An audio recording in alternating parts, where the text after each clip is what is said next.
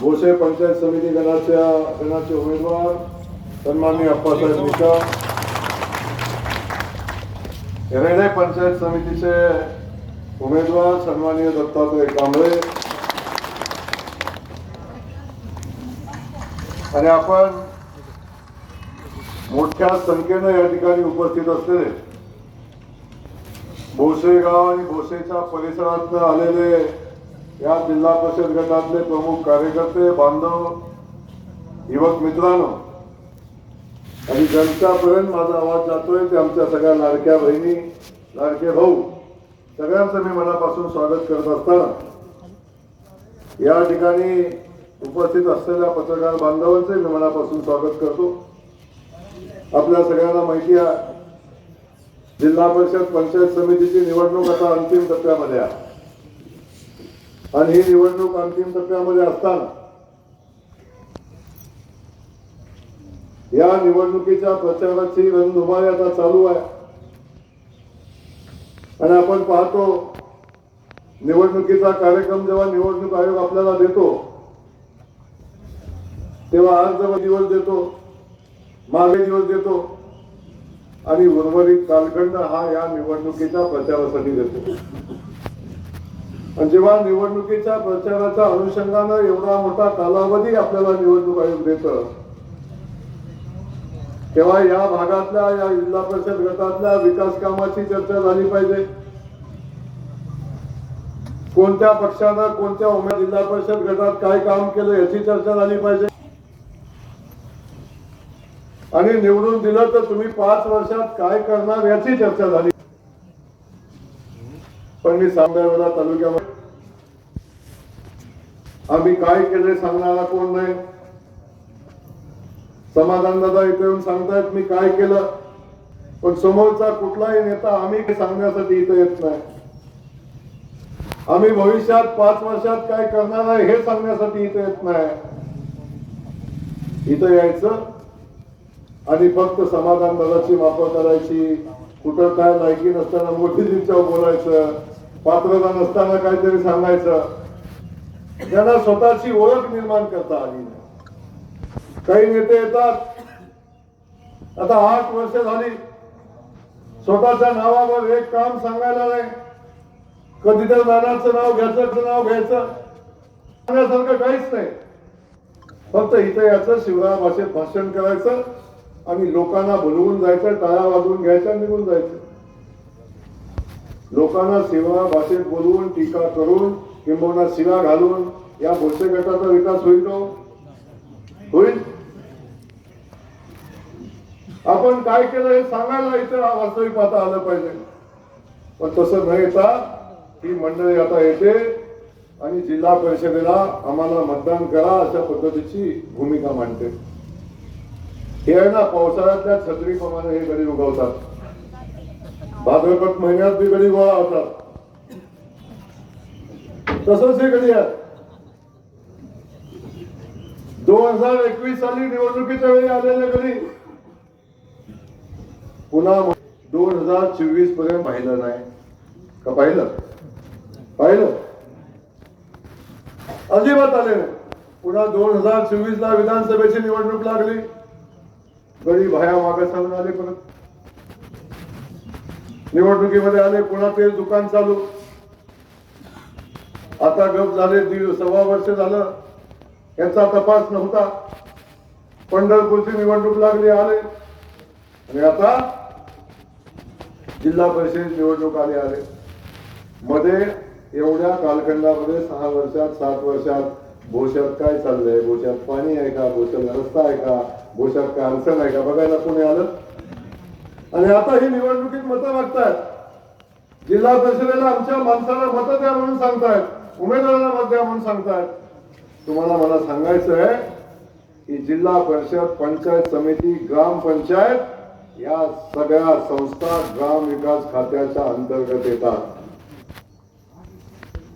आणि या सगळ्या संस्थांमध्ये जो विकासाचं काम करायचं असतं त्याच्यासाठी लागणारा पैसा हा ग्राम विकास खात्याच्या माध्यमातून येत असतो।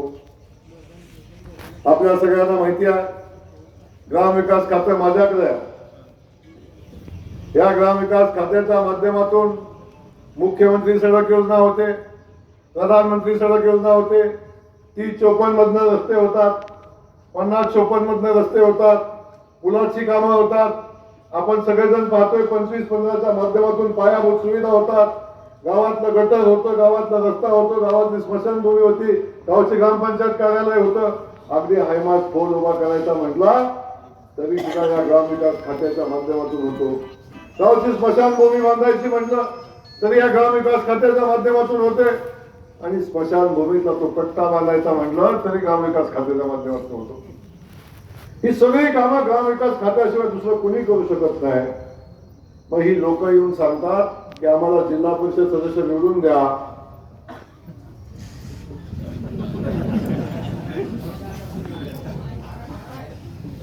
ते तर येऊन सांगतात जिल्हा परिषद सदस्य निवडून द्या, पंचायत समिती सदस्य निवडून द्या. मला सांगा तसं घडणारच नाही. तसं घडणारच. पण अगदी घडलंच तर पैसे मागायला कुणाला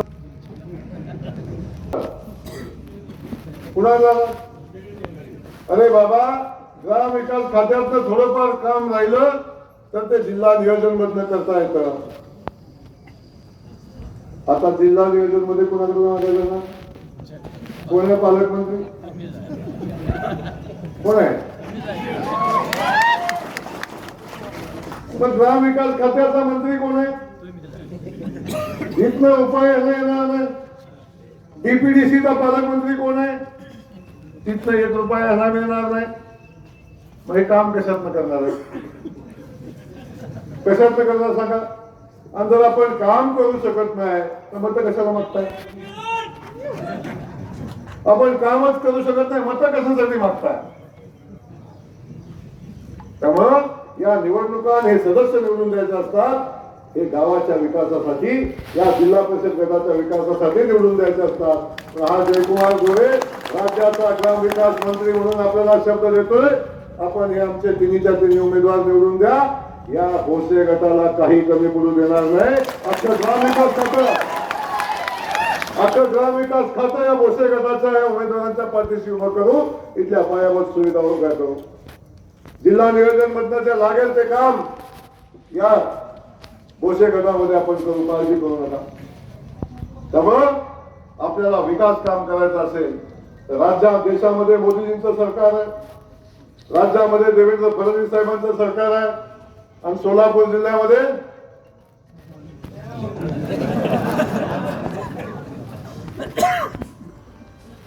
आणि मंगळवेढा तालुक्यामध्ये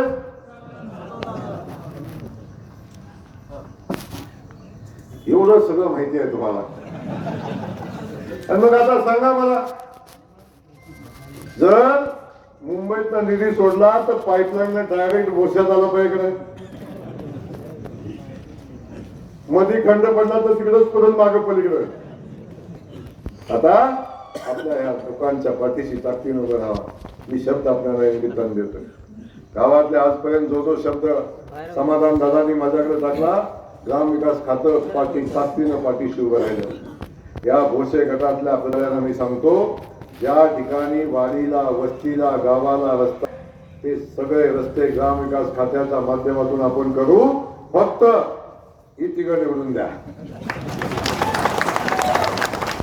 आणि आता रस्ता असला दिसला नाही, समाधानाचा डांबर टाकतो, खड्डा पडतोय. आता नवीन रस्ते आपण करतोय. ग्रामविकास खात्याच्या चालू वर्षी ₹1 कोटी बजेट आहे. आणि नवीन रस्ते आपण करतोय, हे कॉन्क्रीटचे करतोय. आता खड्डा पडत भानगड नाही, खड्डा पडणार नाही. एकदा रस्ता झाला की 12-13 वर्ष त्या रस्त्याला हात लावायची आवश्यकता नाही. या भागातल्या ज्या ज्या पायाभूत सुविधा असतील त्या सुविधेला आपण या ठिकाणी मदत करू. या ठिकाणी आपण पाहिलं, या गावातलं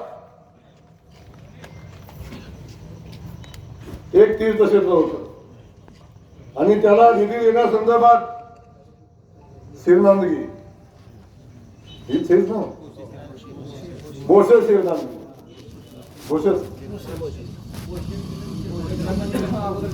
भोसेला आपण तीर्थक्षेत्राचा दर्जा दिला ब वर्गाचा. समाधान दादांनी सातत्याने त्याचा फॉलोअप घेतला. आणि त्याला किती पैसे आले? 5 कोटी रुपये त्या तीर्थक्षेत्रासाठी ग्रामविकास खात्याच्या माध्यमातून मीच समाधान दादाला दिले. समाधान दादा इकडे घेऊन आले. पोस्टमन पण ओके आहे. सगळी परिस्थिती आपण बघितली. श्रीनांदगीच्या देवस्थानसाठी त्यालाही आपण प्रवर्गाचा दर्जा दिला. त्यालाही 5 कोटी रुपयाचं काम आपण त्या इथेही याला दिलं. आता मोगरा आणि हुन्नूर या दोन्ही तीर्थक्षेत्रासाठी निधीची आवश्यकता आहे. आज आपल्या या स्टेजवरनं जाहीर करतो. आचारसंहिता संपल्या निकाल लागल्या जेव्हा अधिवेशन चालू व्हायच्या अगोदर 3 कोटी रुपये या दोन्ही देवस्थानाला आपण देऊ आणि या दोन्ही देवस्थानच्या विकासाचं काम पुढे घेऊन जाऊ. त्यासोबत नंदेश्वर प्राथमिक आरोग्य केंद्र मंजूर आहे. त्याला गती देण्याची आवश्यकता आहे. हे प्राथमिक आरोग्य केंद्र सुद्धा जिल्हा परिषदेच्या माध्यमातूनच होतं. पैसे आरोग्य खाते देतं पण ग्राम विकास खातंच ते करून घेतं. त्यामुळं तेही आरोग्य केंद्र तातडीने आपण मार्गी लावू आणि त्याला आवश्यक असणारा सगळा निधी त्याला देऊ. याही गावाचं काम आपण पुढे घेऊन जाऊ. म्हैसाळ योजनेतलं पाणी सांगोला वितरिकेद्वारे मानेवाली, भोसे, नागेवाली, वाघमोडेवालीला द्यायचं आहे. बरोबर ना? या भागाचा सगळ्यात महत्वाचा प्रश्न आहे. हे पाणी आणून इथल्या आपल्या तलावात सोडायचं आहे. या योजनेला आपल्याला मान्यता पाहिजे. मी आपल्याला शब्द या निमित्तानं देतोय भोसेकरांना आणि या वाघमोडेवाडीतल्या सगळ्या परिसरातल्या लोकांना शब्द देतोय. आपण ताकदीनं भारतीय जनता पक्षाच्या पाठीशी उभं राहावा. आदरणीय साहेबांनी हा महाराष्ट्र दुष्काळ मुक्त करण्याचा संकल्प केला आहे. हे तर खूप छोटंसं काम आहे. आदरणीय विखे पाटील साहेबांच्याकडे येणाऱ्या अधिवेशनात आपण याची बैठक लावू.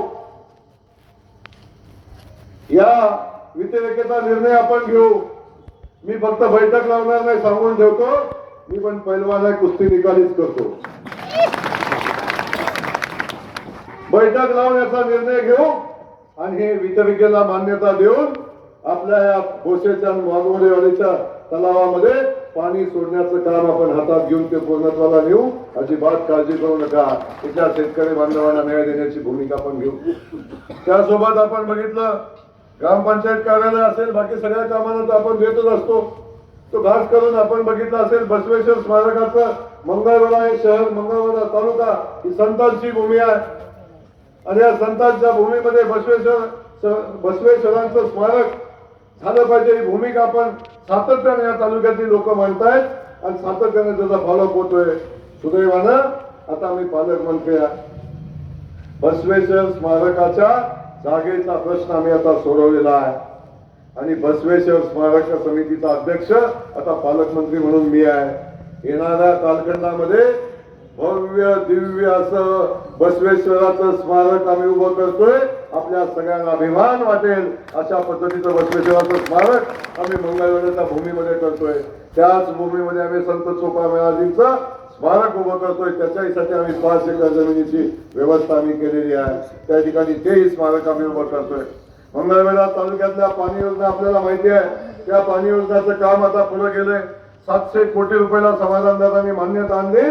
पहिला दुसरा टप्प्यात आता त्याचं काम चालू झालंय आणि आता भविष्यामध्ये या योजनेचं पाणी आपल्या तालुक्यामध्ये येईल आणि या शेतकरी बांधवाचे प्रश्न सुटतील.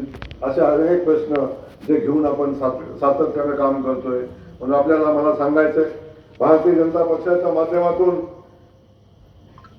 आदरणीय मोदीजी असतील, आदरणीय देवेंद्रजी असतील, हे सगळे लोक सातत्यानं लोकांच्या हिताचं काम हातामध्ये घेत आहेत.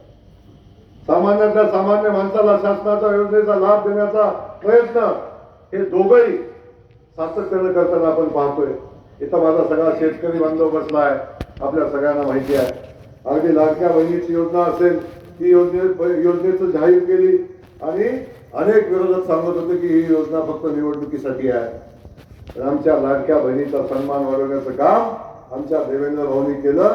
सातत्याने ती योजना चालू आहे. शब्द दिला जोपर्यंत देवेंद्र फडणवीस आहे तोपर्यंत ही योजना बंद होणार नाही. आमच्या बहिणीचा सन्मान केलाय. त्याचवेळी आदरणीय देवेंद्रजींनी एका बाजूला लाडक्या बहिणीचा विषय सांगत होते, दुसऱ्या बाजूला आमच्या शेतकरी बांधवांच्या शेतीच्या वीज पंपाचं बिल मी 5 वर्षासाठी माफ करतोय. 5 वर्षात एकाही शेतकऱ्याकडून शेतीचं बिल घेणार नाही, हा शब्द देवेंद्रजींनी दिला होता आणि तो शब्द त्यांनी पाळला. एकाही शेतकऱ्याला लाईटचं बिल भरायला लागत नाही. हा विचार आजपर्यंत कुणी केला होता? आज सुद्धा माझ्या शेतकरी बांधवांच्या खात्यावर मोदीजींचे 6,000 रुपये येतात, फडणवीस साहेबांचे 6,000 रुपये येतात, 12,000 रुपये आमच्या शेतकरी बांधवांच्या खात्यात वर्षाला येतात. अनेक लोक येतात आणि टीका करतात, म्हणजे हे काय खिशातनं आणून देतात का? आम्ही खिशातनं देतच नाही बाबा, आम्ही खिशातनं देत नाही. परंतु 50, 55, 60 वर्ष तुम्ही सत्तेत होता तेव्हा तुमचा खिसा फाटला होता, तेव्हा तुमचा खिसा फाटला होता, तेव्हा लाडकी बहीण नाही दिसली, तेव्हा शेतकऱ्याला आपण मदत करावी हे नाही दिसलं, लाईट बिल माफ करावं हे नाही दिसलं. अरे देवेंद्र फडणवीस साहेबांनी अनेक आश्वासन आमच्या शेतकरी बांधवांना दिलं होतं की निवडणूक झाल्यावर या शेतकरी बांधवांचं कर्ज आम्ही माफ करू. येणाऱ्या जून जुलै महिन्यामध्ये आमच्या शेतकरी बांधवांना दिलासा देण्याचं काम आदरणीय देवेंद्र फडणवीस साहेब करतील. आमच्या शेतकऱ्यांची कर्जमाफी होईल, हेही या निमित्ताने मी आपल्याला सांगतो. तेव्हा जो जो शब्द भारतीय जनता पक्ष लोकांना जनतेला देतो त्या जनतेच्या पाठीशी ठामपणे उभं राहतो. या सगळ्या सामान्य योजना देत असताना आपण रेशनिंगचं धान्य बघतो. गेल्या 9 वर्षापासून आमचं रेशनिंगचं धान्य आम्हाला मोफत मिळतं. जाताना मोकळ्या हाताने जायचं आणि येताना पोतं भरून धान्य घेऊन आपण येतो. 1 रुपया त्याला लागत नाही. सामान्य लोकांना जीवन जगण्यासाठी जे जे करता येईल ते सगळं करण्याचा प्रयत्न आमचं भारतीय जनता पक्षाचं सरकार करत असतं. आणि सुदैवानं आपण सगळेजण बघतोय, एका बाजूला ह्या योजना चालू आहेत. काही जण म्हणतात लोकांना फुकट खायची सवय लागतोय, म्हणतात ना काही लोक. अरे बाबांनो, फुकट खायची सवय लागत नाही. बोक्यांच्या खिशात जात होतं ते आता जनतेच्या खिशात जात आहे. एका मंत्र्याची प्रॉपर्टी काढली ना दुनिया तर 3-3, 4-4 हजार कोटीची, 5-5 हजार कोटीची प्रॉपर्टी यांची आहे. कुठनं आले 5 आणि 10 हजार कोटी यांच्याकडं? आता मोदीजींनी सांगितलंय ना खाऊंगा ना खाणे दूंगा, जे जनतेचं आहे ते जनतेला मिळेल ही भूमिका ठेवून आज काम होत आहे. म्हणून या योजना आपल्या पुढे येताना दिसत आहेत. या योजना आल्या म्हणून विकास काम थांबलंय का हो? मोठे मोठे हायवेची कामं होत आहेत का नाही? मुंबई बदलते, पुणे बदलते, भागाभागामध्ये विकासाचे काम होत आहे. MIDC उभे राहतात, उद्योग येत आहेत, लोकांच्या हाताला काम येत आहे, मोठी मोठी स्मारकं उभी राहतात आणि तोही विकास वेगाने होतोय. आज जगामध्ये भारत महासत्ता म्हणून पुढे येतोय. मोदीजींच्या नेतृत्वाखाली आणि देवेंद्रजींच्या नेतृत्वाखाली आज महाराष्ट्र विकासाकडे जातोय, मजबूतीनं प्रगती करतोय आणि हे सगळं भारतीय जनता पक्षामुळे होतंय. म्हणून मला आपल्याला सांगायचंय बाबांनो, भारतीय जनता पक्षाच्या पाठीशी उभं राहावा. खूप झालं, खूप सोसलं. मंगळवेढा उपसा सिंचन व्हायला, योजना व्हायला अनेक आमदार आले गेले, पण भारतीय जनता पक्षाचं आणि देवेंद्रजींचं सरकार आलं तेव्हा त्याला 700 कोटी रुपये मिळाले, नाही तर नाही मिळाले. बसवेश्वर स्मारक स्वतः होतंय, सगळ्यांनी प्रयत्न केले, नाही होते, पण देवेंद्र फडणवीस साहेब आणि आम्ही सगळे ते करून दाखवू. तेव्हा ह्या सगळ्या गोष्टी होत असताना माझी आपल्या सगळ्यांना विनंती आहे की आपण सगळ्यांनी भारतीय जनता पक्षाच्या पाठीशी उभं राहावा. आमचे जिल्हा परिषदेचे 3 उमेदवार आहेत, या 3 उमेदवारांना आशीर्वाद द्या.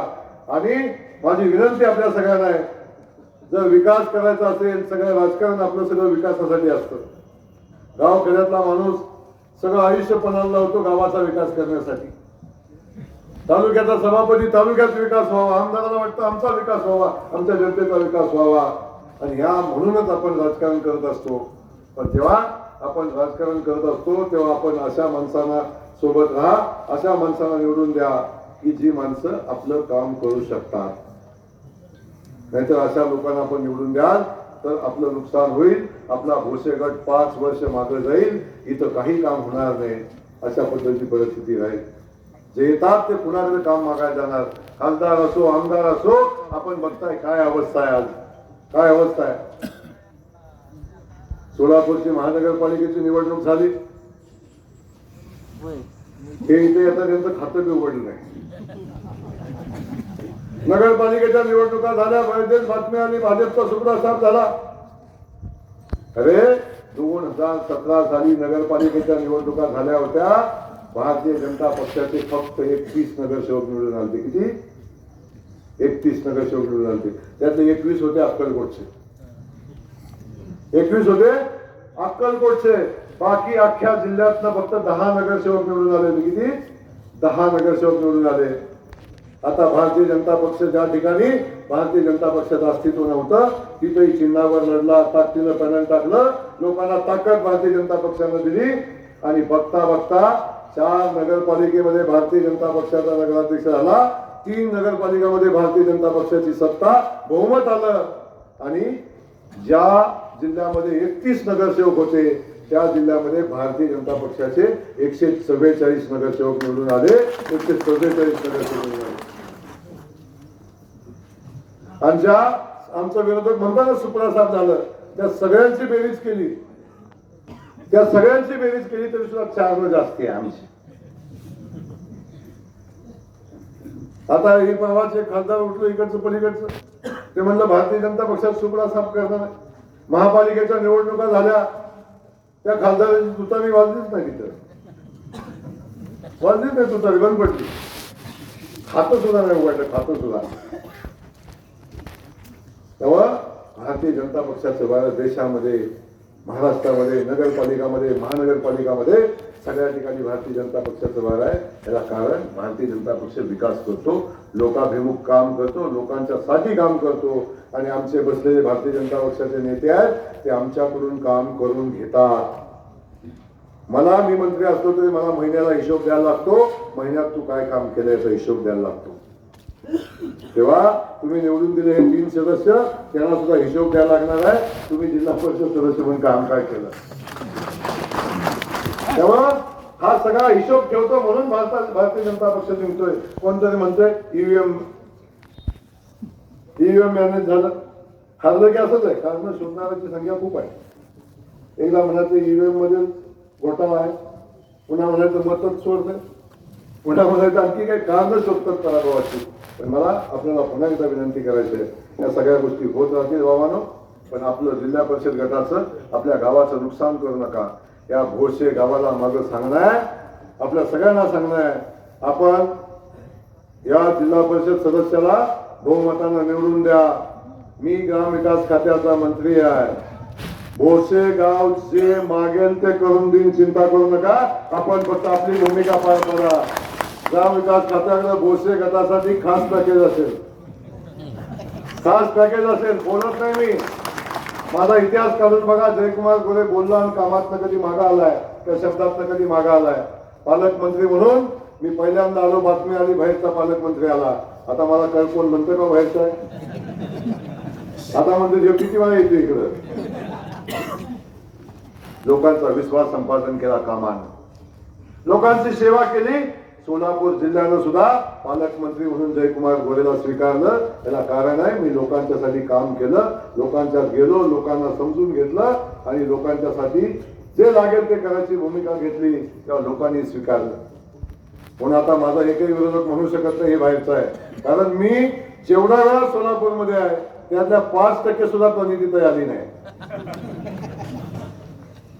मी जेवढा वेळा सोलापुरात गेलो त्याच्यात 5% सुद्धा आले नाही, तेव्हा कोणी मला बाहेरचा म्हणत नाही. म्हणून मी तुमचा या मातीतलाच आहे. म्हणून तुम्हाला पुन्हा एकदा सांगतो, आपण सगळे मिळून ताकदीनं या लोकांच्या पाठीशी उभं राहा, यांना मतदान करा. समोर येणाऱ्या लोक त्यांची विहीर बिन पाण्याची आहे, काही नाही खड्ड्यात, त्या विहिरीत काहीच नाही राहिलं, बिन पाण्याची विहीर आहे. उडी मारायला जाल तर पाय मोडल. इकडं भरभरून कॅनल वाहते, भरभरून वाहते, पाय इकडं वाहतात पाण्याचा. विकासाचा डोंगर इकडे होतोय. तेव्हा या प्रक्रियेमध्ये आपण भारतीय जनता पक्षासोबत राहा. 7 तारखेला मतदान आहे आणि त्या मतदाना दिवशी कमळ चिन्हासमोरचं बटन आपण दाबा आणि त्या कमळ चिन्हासमोरचं बटन दाबून या 3 सदस्यांना आपण निवडून द्या.